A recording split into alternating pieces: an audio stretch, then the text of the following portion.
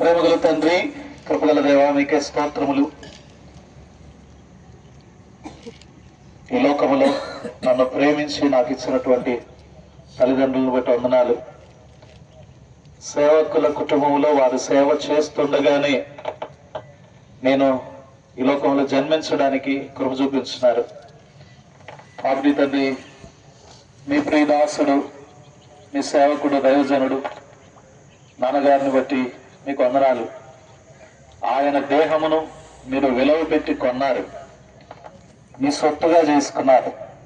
రక్షింపబడిన నాటి నుండి ఆత్మల సంపాదన కొరకై, సంఘ క్షేమాభివృద్ధి కొరకై ప్రయాసపడినాడు, పాటుపడినాడు. ఈ దేహంలో ఎన్నో బలహీనతలు ఉండినను మీరు ఇంతగా బలపరిచినారు.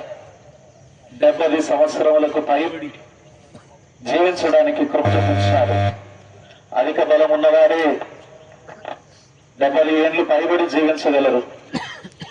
దేవా, తనకిచ్చినటువంటి ఆయుష్ను బట్టి వందనాలు. తనను మీరు ఏర్పరచుకున్నారు. బ్రతికినంత కాలం మీ కొరకే బ్రతికినాడు.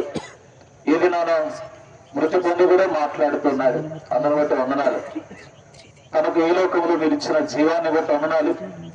మరి ప్రాముఖ్యంగా దేవుని జీవం తనలో ఉంచి నిత్య జీవమును మీరు ప్రసాదించినందుకు కూడా వందనాలు. ఒక నిరీక్షణ మాకు ఇచ్చినందుకు వందనాలు. మరలా తిరిగి కలుసుకుంటామనే నిరీక్షణ ఇచ్చినారు. గొప్ప ఆదరణ మీ లేఖనముల ద్వారా మాకు లభించింది. అందును బట్టి మీకు వందనాలు. పునరుత్థానమును జీవమును నేనే అని మీరు అన్నారు. మీరు ఒక రోజు రాబోతున్నారు. ఆ రోజున మీతో పాటు మా ప్రియులను అనేకులను కలుసుకుంటామనే నిరీక్షణ ఇచ్చినారు. ఎంత త్వరగా వస్తే బాగుండు అని ఎదురు చూసే నిరీక్షణ ఇచ్చినారు.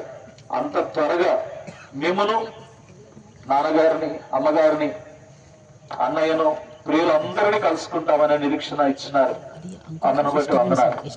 మీరు ఇచ్చిన రక్షణను బట్టి, మీరు అనుభవించినటువంటి ఈ గొప్ప ఆధిక్యతను బట్టి వందనములు చెల్లిస్తూ, తాను నా కొరకై సిద్ధపరిచి ఉంచినటువంటి ఈ ఆత్మీయమైనటువంటి ఆస్తిని బట్టి వందనాలు చెల్లిస్తూ, యేసు నామములో ఈ చిన్ని స్తుతి ఆరాధన మీ పాదములకే సమర్పిస్తున్నాను తండ్రి.